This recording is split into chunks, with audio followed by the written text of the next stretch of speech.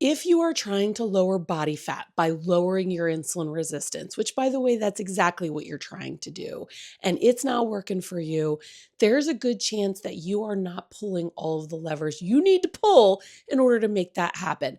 There are 5. It would be like learning to play the guitar and only practicing 2 of the strings. You would practice your little heart out and really nail down those 2 strings, but your music would still suck. Why does my music suck? Oh, because I'm only playing 2 of the strings and there are several more that I can play. 6. I think there's 6. Right? Here's the thing though, when you start playing guitar, even if you learn all 6 strings, your music's still gonna suck because you're a beginner. And so no matter what you do, it's gonna sound a little iffy at first. You gotta practice all of those strings to be a good guitar player in order to have a chance. But if you only ever practice 2, you will never make great music. And that's what happens when people try to lower their insulin resistance by only looking at like 2 things instead of all 5. They're never going to reach goal because they're not pulling all of the necessary levers in order to do so. And who am I to be talking about this? My name is Heather Schucker. I'm a nurse practitioner who has personally lost 80 pounds, and now I teach others through health coaching on how they can lose weight. But before I get started on the 5 levers that you need to pull in order to reverse insulin resistance, let me do a quick recap of what insulin resistance is, because that is absolutely what you're up against. Insulin resistance is something that develops over time if we are eating more carbohydrates than our body can handle.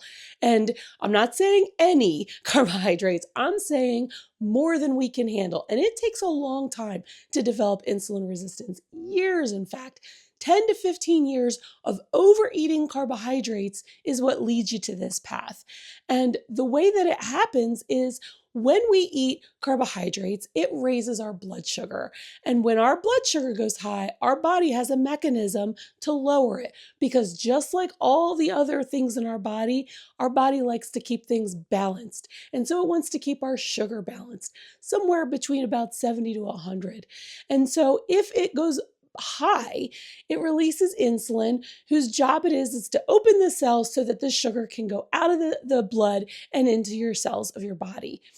The thing is that over time, if you keep giving your cells more sugar than they need, then they are going to get a little sick of it. It's like if somebody kept giving you something that you already had enough of, and they were like, here, have some more, here, have some more, here, have some more. Eventually you're like, hey, no thanks. I'm good. I've had enough, right? You ever been to a bar with somebody and they keep buying you shots? It's like, look, I want to stay conscious. I don't want any more. Point being, if you get too much of something, you're done. And so you'll put up a fight about taking more, and that's what your body does too. So if your cells have more than enough sugar than they need, they're going to be like, hey, insulin, I'm good, buddy. Like, thanks, but no thanks. And that's what insulin resistance is. And it gets stronger and stronger and stronger the longer and longer and longer you eat too many carbs over the course of years. And that is what you are up against. Here's why. Because when insulin is high, insulin's a fat storage hormone. So it basically, just having a lot of it in your blood can make it more difficult for you to lose weight. It also makes you hungry, specifically for carbohydrates, so it perpetuates the problem. So if we want to lose weight, we need to get insulin down and start to reverse the insulin resistance. Basically, get your cells to stop being so resistant to allowing the blood glucose to easily fall into them. So basically, we need to become more insulin sensitive over time. And that's what we're trying to do. So as you may have deduced, the first lever of lowering insulin is going to be dietary change. Specifically, you need to lower carbohydrates because having them too high for too long is what caused the problem in the first place. So you're not going to fix the problem if you don't fix what caused it, which is high carbs. So how low do you need those carbs to go? That's really, right? That's the $1 million question, friend. And there's a whole lot of argument and debate about it. Here's the thing. There's there's no one answer because it's very you dependent. It depends on how big of an insulin resistance problem that you have as to how low your carbs need to go. And so you got to figure that out for yourself. Wherever you are, if you have put on a lot of excess body fat, then whatever you were doing was too high. So by definition, it's got to be lower than what you were doing. But how low? Well, you got to start lowering it and figuring it out. So if you start lowering those carbs and nothing happens and the body fat is still stuck to you like glue, there's a really good chance that they're still too high.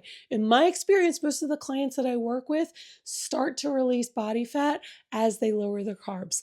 That one switch will do most of the heavy lifting when it comes to reversing insulin resistance, but it's still just one string and there are 4 more to play. The second string to play is how frequently you're eating. So fasting is a way. Now, that doesn't mean you got to go a week without eating. That means that you just need to stop eating as frequently throughout the day, because each time you eat, that is going to be a little bit of a bump in your blood sugar, and therefore your body is going to release a little bit of that insulin. And so if you're doing that all day long, you're not really helping the case to lower insulin and therefore lower your insulin resistance, because insulin is still, kind of surging through your blood all day long. Don't get me wrong, insulin is always in your blood, right? There is a basal level that your pancreas is constantly releasing, but I'm talking about those spikes. So we don't want to have spikes nonstop. We want to get that down to a dull roar, and we do that by eating less frequently. So getting down to only eating at meal times without snacks between. And when I say snacks, I also mean drinking anything that has any kind of calories, and sometimes even artificial sweeteners can bump your insulin. So really between meals, having nothing but like water, unsweetened tea, black coffee, things like that. The third lever we need to pull to help lower our insulin resistance is sleep. Now, I know it. You have heard how important sleep is. And if you're perimenopausal, it might be cruel for me to say that it's important, but it just is. It is impossible to be a healthy human and not get good sleep. It just is. That's, I didn't make these rules. I did not design us. It's just a fact. If you don't get good sleep, you're not as healthy as you could be.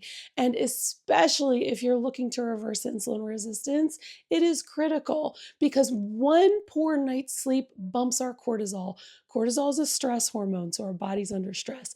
When we have excess cortisol, we also have, you guessed it, excess insulin. And so just getting a good night's sleep helps improve your odds of lowering your stress and of improving your insulin sensitivity. Another note on sleep, as someone who formerly had sleep apnea, especially if it's untreated, is awful for insulin resistance. It is absolutely terrible if you are trying to lose weight. And it's actually quite harmful to your heart. So if you have sleep apnea and you're not wearing your machine, highly encourage you to do so, because it's kind of deadly not to. The fourth lever you need to pull to lower your insulin resistance is movement, is exercise.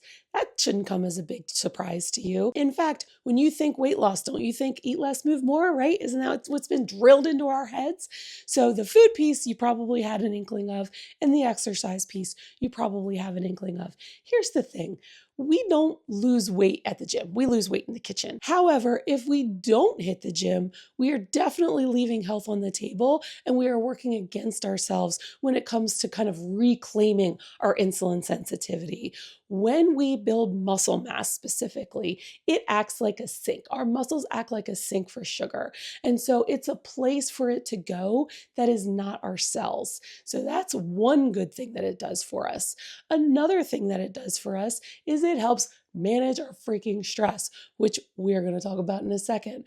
But that is a critically important thing to keep that cortisol down, which exercise also does, so that we can keep cortisol down, keep insulin down. Also, thinking long-term, exercise is a gold standard for weight maintenance. So as the weight comes off, you want to maintain every pound you lost, am I right? So you don't want that coming back. So from the beginning of any weight loss program, you got to be thinking, okay, with every pound I lose, I want to keep it off. I want to maintain my weight loss. And what do we do to help it maintain our weight loss?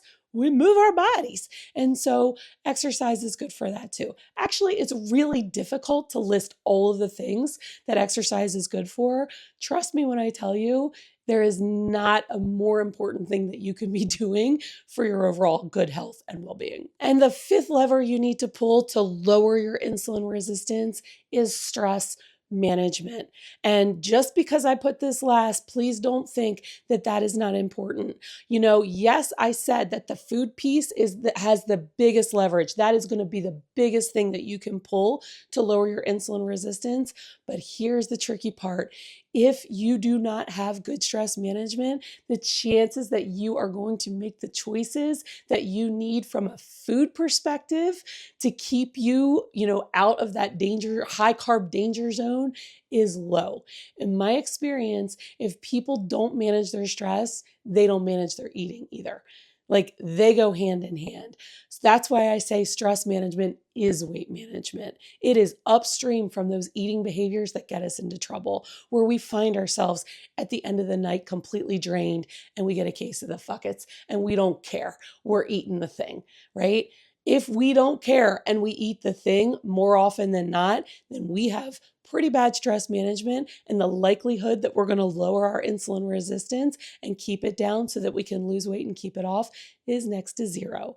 And so stress management, while it doesn't seem like it's the most important thing, I would argue is the most important thing because it increases the likelihood that you will do all four of the other levers. And so if we don't have good stress management, do we eat well? No. If we don't have good stress management, do we sleep well? No. If we don't have good stress management, are we going to go long periods without eating, or are we going to have those snacks as a little pick me up? And if we don't have good stress management, are we going to hit the gym? Probably not. Even though, ironically, one of the best things that we can do to manage our stress is hitting the freaking gym. So if I had to put them in order of doing them, I would actually start with exercise. I would start with getting that keystone habit in place so that you can start to manage your stress better, so that you are more likely to eat better, so that you are more likely to be able to fast. And the whole time, you should be getting good sleep. It is a fundamental pillar of good health, non-negotiable. So there you are. There are the 5 levers that you can pull to lower your insulin resistance and play the beautiful music that is weight loss, weight maintenance, and being a healthy person, living a healthy lifestyle. Make good choices.